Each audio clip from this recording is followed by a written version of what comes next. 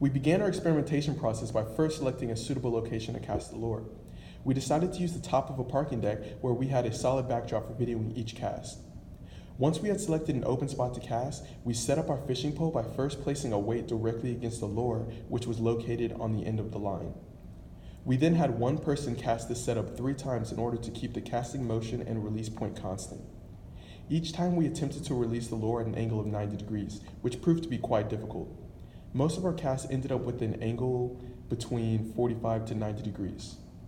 Next, we moved our weight a distance of 6 inches from the lure and repeated the previous steps, measuring the total distance that the lure had traveled each time. With a total of 3 casts completed for each setup, we could begin our calculations. We began by calculating average angular velocity of the lure for each setup by using omega equals d theta over dt, where angle was measured by placing an angle finder on the computer screen while the video was paused at the exact moment the lure was released. The time was measured by using the number of frames per second for an iPhone and counting the number of frames from start to release. Next, we calculated the initial velocity by using v equals omega cross r and split this into vx and vy components using a right triangle.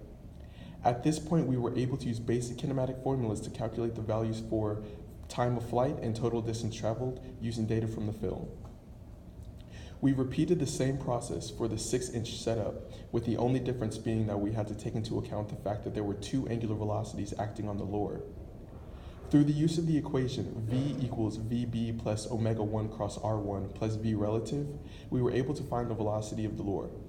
Using this equation, we determined that v was the initial velocity of the line upon release, and vb was the velocity of the origin, which is 0.